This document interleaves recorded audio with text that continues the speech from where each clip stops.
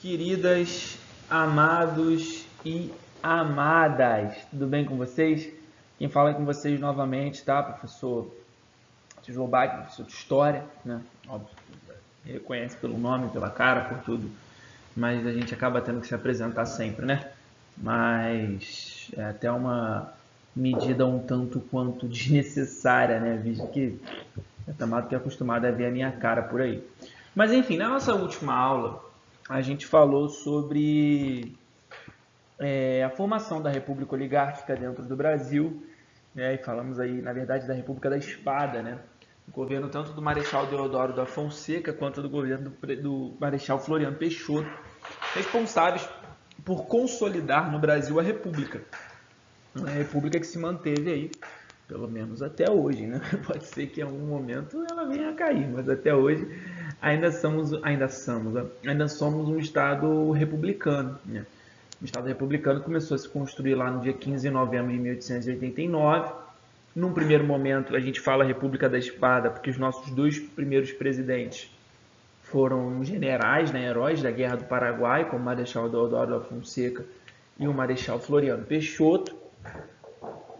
Mas, assim que acaba o governo do Marechal Floriano Peixoto, a gente passou a ser governado por civis. Embora tenha tido um presidente militar nesse meio tempo todo, mas ele não tem um destacamento tão militar assim naquele momento. Até tem uma política de aproximação do militarismo, mas é outra história, né? É outro momento. O exército não era mais tão protagonista quanto tinha sido na proclamação. Mas enfim, então hoje a gente vai falar dessa república que a gente chama de república oligárquica, que se construiu no Brasil depois aí de 1889, na verdade 1894. Por quê? Tem uma frase muito antiga que diz o seguinte: nessa nova república, o café se tornou o novo rei do Brasil. Então, naquele momento, né, que a gente já não era mais uma monarquia, Dom Pedro já tinha ido embora há muito tempo, o Brasil passou a se formar a partir de uma estrutura cafeicultora. Então, quem passou a ter prestígio político dentro do Brasil foram os cafeicultores. E aí, por isso, o Estado brasileiro ele passou a ser controlado pelos que a gente chama de oligarquias produtoras de café. Oligarquias são grupos políticos, né? A palavra oligarquia significa governo de poucos. Então, a ideia é que dentro desse sistema oligárquico haviam poucas pessoas governando, né? Haviam esses pequenos grupos políticos normalmente ligados aos setores produtores de café. Eu vou explicar melhor como isso funciona, tá? Mas antes de mais nada, hoje é 8 de junho de 632, aí marca uma importante data do calendário islâmico, é o dia da morte, oficialmente, de Maomé, né? O principal líder islâmico aí de toda a religião. Mas enfim, queridos, no primeiro momento, assim que o presidente Floriano Peixoto saiu do cargo, né, ele terminou o seu mandato normalmente, inclusive enfrentou uma oposição por causa da sua indicação ao seu sucessor, visto que o seu sucessor, né, a Marinha desejava que fosse um candidato marinheiro, ou Saldanha da Gama e tudo mais. Mas o Floriano Peixoto decidiu por indicar um candidato civil, né? O primeiro presidente do Brasil nesse momento foi o presidente Prudente de Moraes, primeiro presidente civil. Eleito por uma parcela ridícula da população, visto que o voto não era obrigatório, então, inclusive não se podiam votar, né? Mulheres, praças, clérigos e analfabetos, então se cortava boa parte da população, do contingente votante. E aí, no final das contas, o Brasil ele foi eleito com 1,7% dos votos totais. Uma vergonha, nem 1 milhão de votos ele chegou a ter. Então, naquele momento, a participação política ainda era algo bem restrito, ainda era algo bem pequeno, né, que não fazia muito sentido o seu funcionamento. Enfim, então, nesse primeiro momento que assume o presidente Prudente de Moraes, ele representava justamente o interesse dos cafeicultores paulistas, né? Então, São Paulo, naquele momento, era o principal estado produtor de café, tá? Principalmente por causa da região ali do oeste paulista, ainda como uma herança do segundo reinado. Então, a gente tinha uma predominância principalmente dos setores cafeicultores paulistas. E, ao mesmo tempo, também que havia um poder político muito grande do estado de Minas Gerais. Porque o estado de Minas Gerais, naquele momento, representava o maior colégio eleitoral do Brasil. Então, praticamente a Câmara dos Deputados era controlada pelos políticos de Minas Gerais. Então, não tinha muito como você avançar se você não tivesse o apoio dos mineiros. Então, naquele momento, você tinha um poder político muito grande em São Paulo, porque era a região mais rica e mais produtora do Brasil, ao mesmo tempo que também havia um crescimento político de São Paulo, de Minas Gerais, porque representava o maior colégio eleitoral daquele momento. Os 3 primeiros presidentes do Brasil, civis, representavam as oligarquias paulistas, que foram respectivamente Prudente de Moraes, Campos Salles e Rodrigues Alves. O 4º presidente, foi já um representante de Minas Gerais, que foi o Afonso Pena. Afonso Pena que morreu no meio do seu mandato e deu lugar ao Delfim Moreira, que era o seu vice naquele momento. Ele morreu no último ano do mandato dele. Então aquela treta toda de que precisa ter 2 anos de mandato para o vice assumir, porque senão tem que convocar novas eleições, não funcionam, tá? Porque ele já tinha mais de 2 anos de mandato, o Delfim Moreira assumiu. Na verdade, não é o Delfim, falei merda. É o Nilo Peçanha, tá? O Afonso Pena, que morreu, no último ano do seu mandato, em 1909, e assumiu Nilo Peçanha. O Nilo Peçanha que ele tinha um lema muito curioso, durante seu governo, que era paz e amor. Ele dizia que ele faria um governo paz e amor. Olha isso. Então, o Nilo Peçanha, que inclusive existem alguns historiadores que reivindicam ele como o primeiro presidente negro da história do Brasil, Ele era meio mulato, alguns já acreditam que não, mas enfim, para alguns ele foi de fato o primeiro presidente negro do Brasil. E o Nilo Peçanha que, tinha aí um lema hippie, antes mesmo de existir movimento hippie, quando ele dizia que seu governo seria um governo paz e amor. Mas enfim, eu não estou aqui para falar das particularidades de cada um, embora na sua apostila, se você for ver, as divisões desse módulo estão principalmente pelos governos de cada um dos presidentes. Mas eu preferi dividir aqui nessa aula por uma questão mais temática. Primeiro a gente falar sobre como essa república oligárquica se construiu na manutenção eleitoral. Provavelmente você já escutou falar no seu 2º ano, já escutou falar no seu 9º ano, no 3º ano, são os 3 anos em que se fala sobre isso, sobre as questões da república oligárquica e as fraudes eleitorais. Então, quando a gente para ver esse período, o que havia na verdade era uma sucessão de fraudes comandadas por esses estados produtores, ou de café, ou que fossem fortes politicamente, como Minas Gerais. Então, no final das contas, o que acontecia durante a República Oligárquica é o que a gente chama de as eleições a bico de pena. Por quê? Quem decidia a eleição era o mesário. O mesário que ia lá anotar o seu voto. Como o voto era aberto, todo mundo sabia em quem você votava, no final das contas, o cara que decidia mesmo o voto ali era o cara que estava escrevendo. Porque ele podia escrever qualquer coisa. Você declarava o seu voto. E aí, no final das contas, o mesário, por isso bico de pena, porque não era caneta, era pena, ele que decidia quem é que seria eleito ou quem é que não seria eleito. Então, essas eleições, inicialmente, elas eram marcadas por constantes fraudes, tá? Eram marcadas por constantes fraudes. Então, se você pegar, inclusive, os registros de votação desse período, eles são muito curiosos. Porque você tem estado que tinha, 2.000 pessoas para votar, mas tem 3.000 votando. Porque você botava gente que já tinha morrido, gente que já tinha se mudado do país, estrangeiro que nem tinha direito a voto. Então, você ia fazendo uma misturada danada ali. É sério, eu já peguei os registros de votação dessa época. É bizarro. Você pega gente que já tinha morrido, gente com atestado de óbito datava de meses ou de 1 ano antes, e estava lá, como se o cara tivesse ido votar. Uma falta até mesmo de respeito com a vida do morto, Mas era assim que funcionava. Então, nessas eleições a bico de pena, o que havia, na verdade, era um processo eleitoral marcado por fraudes. E as fraudes eram principalmente dessa forma. O mesário ia lá e escrevia qualquer coisa que ele quisesse escrever. Mas, ainda assim, havia o que a gente chama de voto de cabresto. O voto de cabresto formava uns verdadeiros currais eleitorais, que é o que está exibido aí para vocês na foto, na imagem. No final das contas, o que acontecia? Você tinha o coronel. Quem era o coronel? O coronel ele era o antigo herdeiro da Guarda Nacional. Guarda Nacional, criada lá durante o período regencial para combater as revoltas regenciais. Esse coronel, basicamente, ele que decidia em quem a população rural votava, porque nas cidades, obviamente, esse coronel não tinha poder. Nas grandes cidades, no Rio de Janeiro, São Paulo, enfim, Porto Alegre, ele não tinha como decidir nada disso. Ele decidia dentro do interior do país. E aí dentro dessas regiões que você tinha era o coronel, né, com a sua força armada, a sua milícia armada. Como ele normalmente era o poder local, ele mandava naquelas pequenas cidades, naqueles pequenos vilarejos, ele pegava e colocava os seus homens armados dentro da cabine de votação no dia da eleição, e era para você votar em quem ele mandasse você votar. Porque se você não votasse em quem ele mandasse você votar, você podia perder até mesmo a sua vida, né? Podia perder às vezes um braço, perder uma perna, mas podia perder até a sua vida. Então era um voto feito através da ameaça. É claro que hoje, por exemplo, é muito mais difícil de você fazer um voto através da ameaça, porque hoje, mal ou bem, o voto é secreto. Ninguém sabe em quem você vota. Mas naquele momento ali isso não existia. Naquele momento o voto era aberto e declarado, então não era bem simples de saber em quem é que você tinha votado.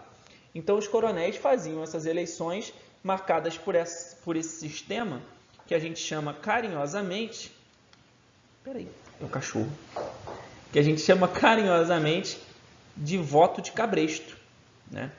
Voto de cabresto, que era justamente cabresto por causa do... Cabresto é aquilo que prende o cavalo, né? Então aquela ideia de que você estava ali domado pelo seu coronel. Então no final das contas, o processo de votação eleitoral era marcado por essa ideia do voto de cabresto e do curral eleitoral, que era uma eleição forçada, uma eleição feita através da violência. E havia, obviamente, um grande acordo, né? não um grande acordo nacional, mas havia um grande acordo entre os estados, para que houvesse, por exemplo, a manutenção de poder entre eles. Então, houve durante o governo lá do Campos Salles a definição da política dos governadores, que era basicamente uma estratégia para manter o apoio estadual para as eleições presidenciais. Então, o que eles faziam? Junto com os coronéis e com os governadores, que na verdade são os presidentes de província, existia um acordo entre o possível futuro candidato à presidência, junto desses caras, para que a eleição fosse feita e controlada, né, para garantir que o presidente eleito fosse aquele que fosse apoiar aqueles estados. Então, como é que funcionava? Os coronéis elegiam os governadores e esses governadores construíam uma base de apoio para o presidente que seria eleito também pelos coronéis. Não à toa, durante toda a República Oligárquica, que foi até 1930, todos os governadores de São Paulo, por exemplo, eram do PRP, o Partido Republicano Paulista. Da mesma forma que todos os governadores de Minas foram do PRM, o Partido Republicano Mineiro. Pior ainda, por exemplo, no Rio Grande do Sul, nem isso teve. Porque, basicamente, durante 25 anos teve um governador só, que foi o Borges de Medeiros. Que dá até nome à rua aqui na Gávea, né? Avenida Borges de Medeiros. Então, em 25 anos teve um governador só. Então, a estratégia de colocar o mesmo governador, né, dos mesmos partidos, era para justamente garantir as bases de apoio eleitoral. E para finalizar ainda essa dança, foi criada aí a Comissão Verificadora dos Poderes, que aí era o instrumento final da safadeza. Que quando você é eleito para qualquer cargo, né, público, até hoje, você é diplomado. Você recebe um diploma de eleição. Isso, obviamente, depois que a Justiça Eleitoral garante que você não cumpriu nenhuma improbidade, não cumpriu nenhum crime eleitoral e você, de fato, pode tomar posse do seu cargo. Aí você vai e ganha lá um diplomazinho de eleito.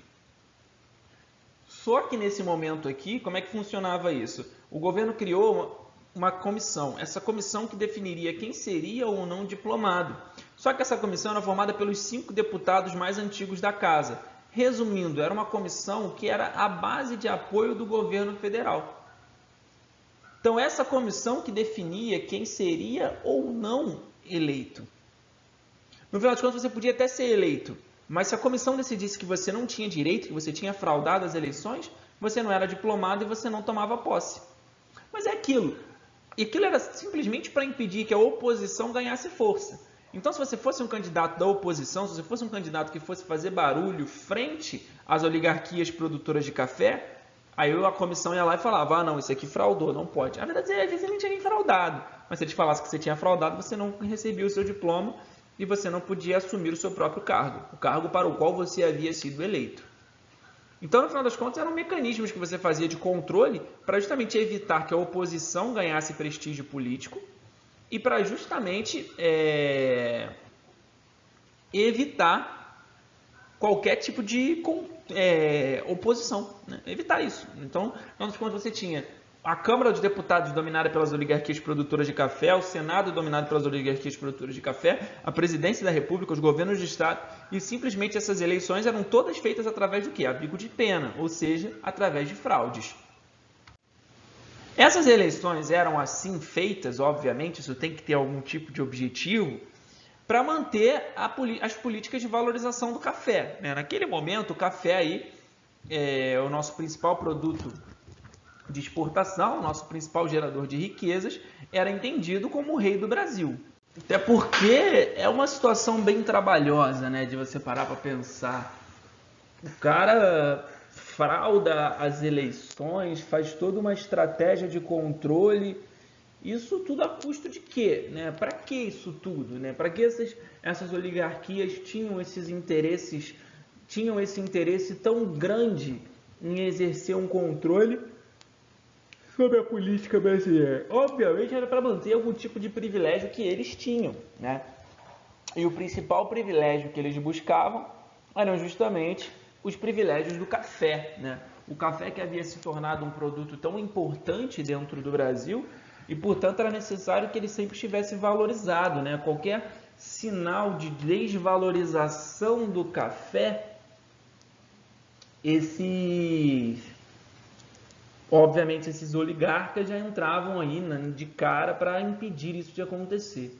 Como foi o caso, por exemplo, dos dois que estão aí, o Funding Loan e o Convênio de Taubaté. O Funding Loan, aprovado ali no final do século XIX, início do século XX, foi uma política de empréstimos que o Brasil pegou com o banco da família inglesa dos Rothschilds. E aí isso reduzia um pouco os juros dos empréstimos brasileiros e fazia com que o Brasil só começasse a pagar esse novo empréstimo quando houvesse o primeiro lucro da primeira safra de café daqui a 8 anos. Então, era um empréstimo que o Brasil pegava para tentar manter o seu café valorizado, da mesma forma que foi o Convênio de Taubaté, em 1906. O presidente da época não quis assinar, o Rodrigues Alves, porque ele entendia que aquilo ali não era benéfico para o Brasil.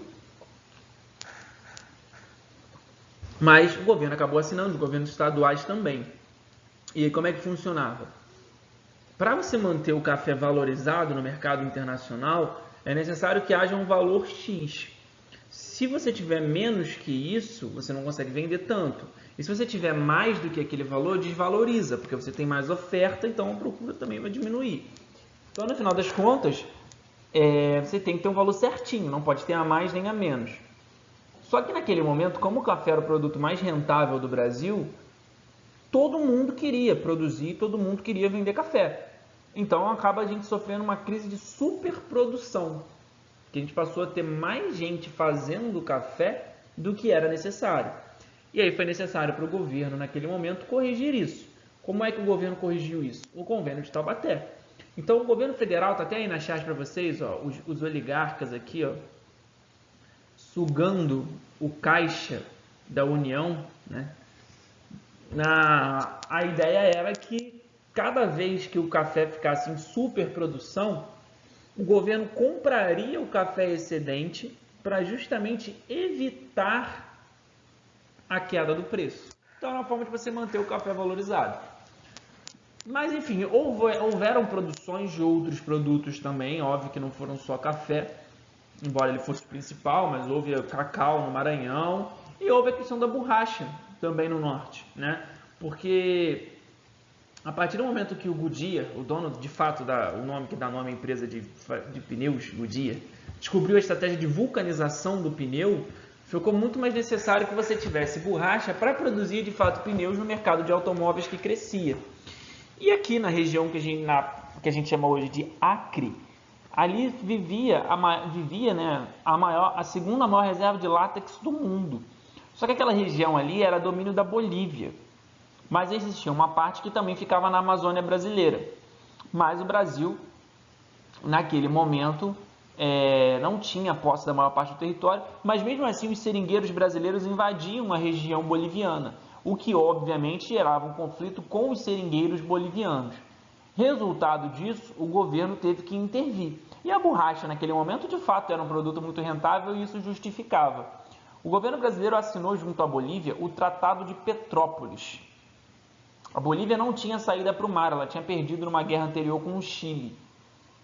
E ela precisava disso para, obviamente, fazer o seu comércio, ainda não tinha avião. E aí o Brasil fez um acordo, o Brasil comprou a região que a gente chama hoje de Acre, em 1903, para fazer dali uma província produtora de borracha. Foi inclusive nosso último tratado de limites, fechado em 1903, o Tratado de Petrópolis. Pagou 10 milhões de libras esterlinas e se comprometeu a construir a estrada de ferro Madeira-Mamoré, que sairia ali da Bolívia e chegaria até o Oceano Atlântico. Essa estrada de ferro foi um desastre na nossa história. O surto de morte, de febre amarela, de doença, de conflitos que aconteceram. Tanto que a gente fala que a estrada de ferro Madeira-Mamoré, na verdade, foi a estrada de ferro da morte. De tanto caos que aconteceu ali.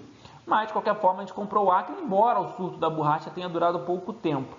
Ali por volta de 1920, a borracha do Brasil já não era mais tão vendida, porque no continente asiático tinham se descobertas novas regiões de seringais e aí cresceu muito mais e o Brasil entrou em crise.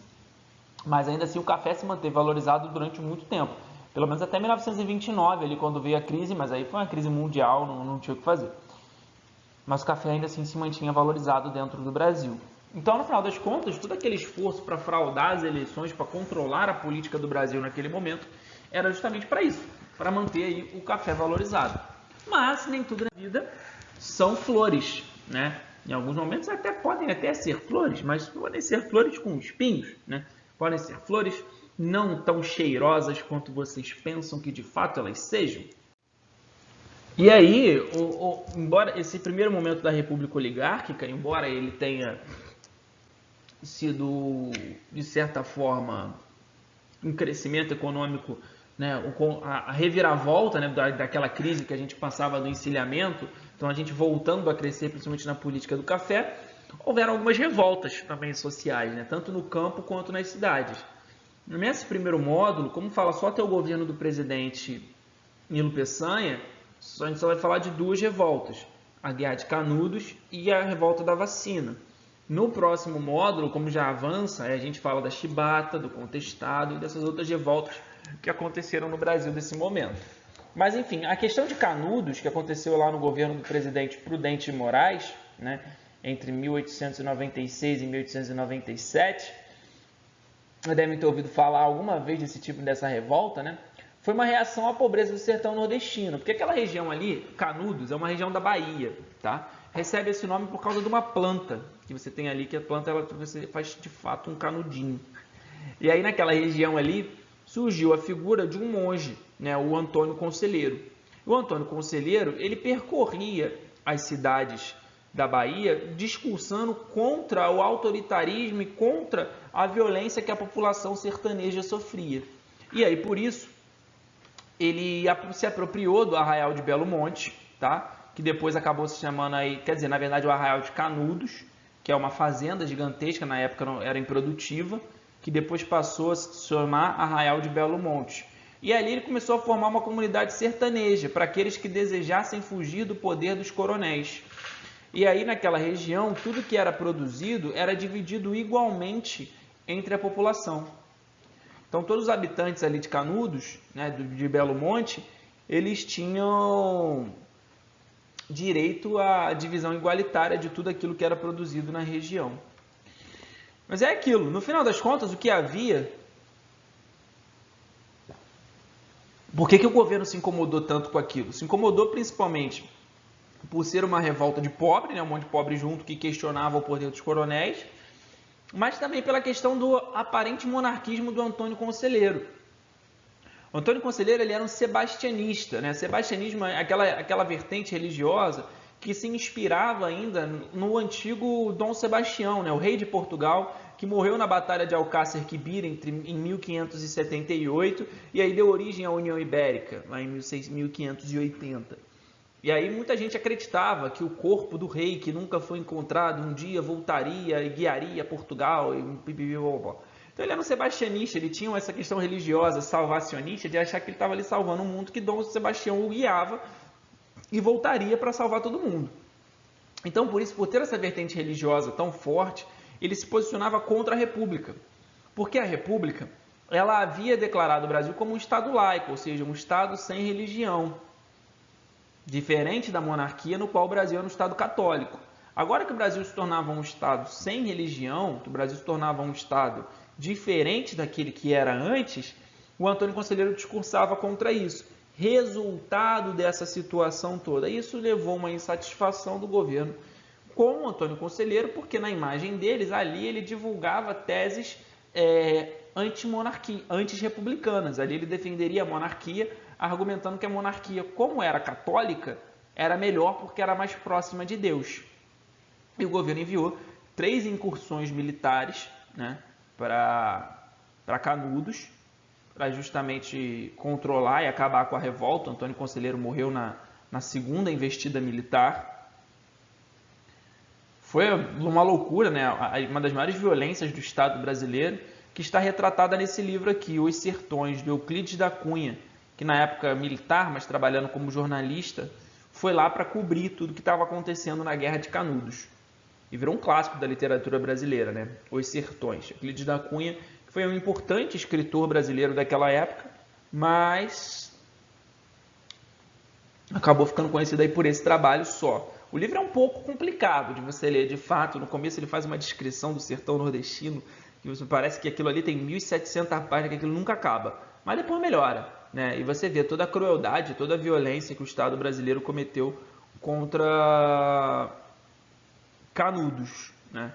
Coisa que até então não tinha acontecido, né, nesse momento. Então o governo Prudente de Moraes reprimiu com violência Canudos, porque obviamente ali havia uma aglomeração de pessoas pobres questionando o poder dos coronéis e ao mesmo tempo também havia ali uma certa tese monarquista.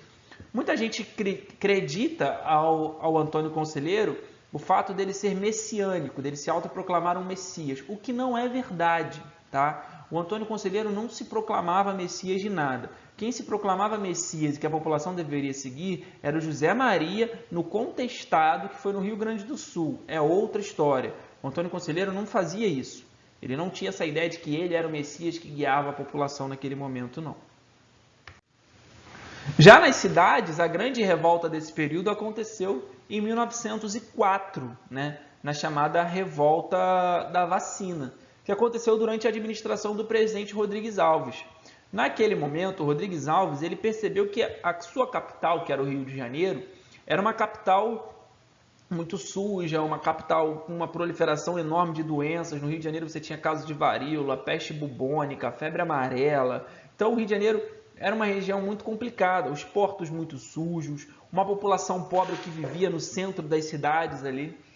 E aí ele olhou e falou, cara, eu preciso fazer uma capital republicana que seja de fato decente, né? E não uma capital que represente de fato o futuro. E aí, por isso, naquele momento, o prefeito do Rio de Janeiro ele era indicado, não era eleito, porque como era o prefeito da capital, o presidente que elegia. E aí, na época, ele escolheu como seu prefeito o Pereira Passos. Pereira Passos, que era um importante engenheiro da história do Brasil, né? Já tinha sido engenheiro do Império, já era reconhecido notoriamente dentro dos planos políticos da República do Brasil, justamente pelas suas questões de planos urbanísticos. E aí, ele tinha viajado para Paris durante o século XIX, tinha visto toda a reforma parisiense que tinha sido feita ali por volta dos anos de 1860, 1870, e decidiu aplicar isso aqui no Rio de Janeiro. Então ele decidiu fazer no Rio de Janeiro o que a gente chama de uma reforma urbana e sanitária. Essa reforma urbana e sanitária passava principalmente aí pela questão, principalmente do bota abaixo do Pereira Passos. O bota abaixo foi a demolição do que ainda restavam dos antigos cortiços no Brasil.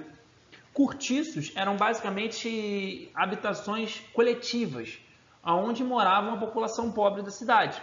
A população mais pobre, abandonada, ia para dentro desses cortiços e ali ela morava. Eram regiões, inclusive, né, não conhecidas notoriamente pela sua higiene, né, não eram regiões muito higiênicas do Brasil naquele momento. Eram regiões que eram marcadas por questões de prostituição, tráfico de drogas. Então, de fato, não eram locais muito bons assim, de se morar. Mas o Pereira Passos decidiu continuar demolindo esses cortiços. O maior de todos eles, que era o cortiço Cabeça de Porco, ele já tinha sido demolido em 1893, na administração do prefeito Barata Ribeiro. Mas aí depois, na administração do Pereira Passos, ele mandou demolir os cortiços que ainda restavam. Isso que inclusive acelerou muito aqui no Rio de Janeiro o processo de favelização. Porque as pessoas que foram demolidas desses cortiços, elas não tinham para onde ir. E elas não tinham como se afastar do centro da cidade, porque elas trabalhavam no centro da cidade. Então não podia ir, por exemplo, para a Baixada Fluminense, não podia ir para a região serrana, por nada disso, porque realmente não existia transporte naquela época que te levasse da Baixada Fluminense para o centro do Rio rapidamente todo dia. Então, era necessário continuar no centro do Rio, para essa população que havia sido expulsa dos seus cortiços. Essa população começou a ir para os morros, Para os morros, começou a fazer o processo de formação de favelas. A primeira favela do Rio de Janeiro, que hoje é conhecida como Morro da Providência, ali do lado da estação de trem da Central do Brasil, bem mesmo no coração do centro da cidade do Rio. Então, essa primeira favela começou a ser fundada principalmente pelas pessoas que saíam desses cortiços, que eram expulsas desses cortiços e tinham que procurar abrigo em outros locais ainda próximos do centro da cidade.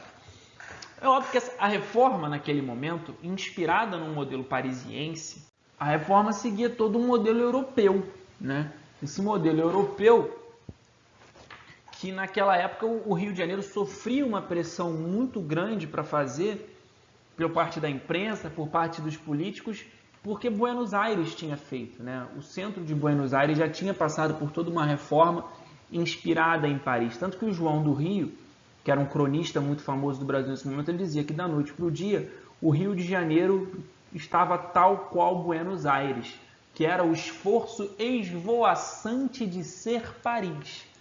Então, essa inspiração parisiense fez com que você tivesse ali toda uma postura de alargamento do centro, as ruas do centro da cidade. Então, as ruas passaram ali a atual Avenida Rio Branco, na época, foi construída como a Avenida Central, uma rua para justamente ligar o centro do Rio, ela começa na Praça Mauá, até a Zona Sul, ela termina no bairro da Glória. Então a ideia era você fazer uma ligação entre o sul, entre a Zona Sul e o centro, numa rua larga, bonita, que foi inspirada naquela praça parisiense chamada os Campos Elíseos, não Campos Elíseos em Caxias, Campos Elíseos de Paris. Então, houve toda uma política de desenvolvimento das ruas, um alargamento do centro da cidade, começou a demolição do Morro do Castelo, começou a construir o Teatro Municipal, tudo isso para fazer com que o centro do Rio fosse mais apresentável. Mas ainda assim havia a questão sanitária, porque o Rio de Janeiro passava por uma epidemia de doenças, principalmente uma epidemia de varíola. Para vocês terem noção, em 1904, o Hospital São Sebastião, que existia aqui, ainda existe, mas se não me engano, ele é um andar do Hospital dos Servidores hoje, ridículo. Mas naquela época, ele foi criado inclusive por Dom Pedro II, era um hospital referência em doenças infecto-contagiosas. Mas aquele hospital, naquele momento, ele tinha 1.800 leitos ocupados por varíola.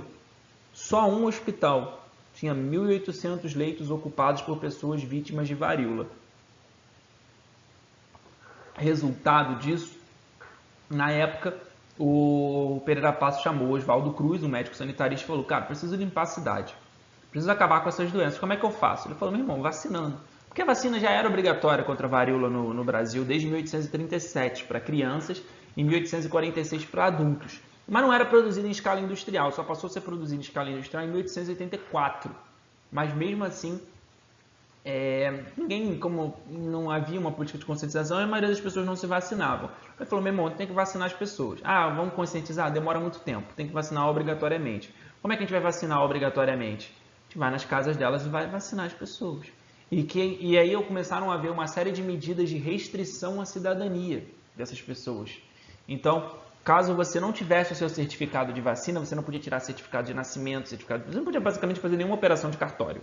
No caso de certificado de nascimento, de certidão de nascimento, casamento, óbito, não podia assinar contrato de trabalho. Então você teve uma restrição à cidadania feita através da vacinação, sendo que a vacinação em si era um processo bem violento, não era na agulha que você tomava, era um bisturi. que quem levava era um soldado, ele fazia um corte entre as suas coxas e colocava ali. E aí, isso era considerado até mesmo um processo de violência, né, contra essa população. Em boa parte da vida das pessoas naquele momento, havia um medo até nas questões de notícias falsas, né, de fake news, de que na verdade aquela vacina ali era para fazer mal, era para poder gerar uma violência no seu corpo, inclusive às vezes até matar e reduzir a população. E ainda havia a questão machista dos homens que não aceitavam o fato de que as suas mulheres eram tocadas nas coxas e cortadas ali por soldados do exército. E ainda tinha isso. Não era a enfermeira que chegava lá e passava álcoolzinho no seu braço e te vacinava, no final ainda te dava um pirulito porque você foi bravo e corajoso. Não, era um soldado que obviamente não é conhecido pelo seu carinho no trato e fazia aquilo ali, cortava na coxa da pessoa e fazia ali. Então, era entendido também como um ato violento a vacinação obrigatória. E aí, não tardou, em 1904, a estourar uma revolta da população contra essa vacinação obrigatória. O Rio de Janeiro, durante 4 dias, foi uma zona de guerra.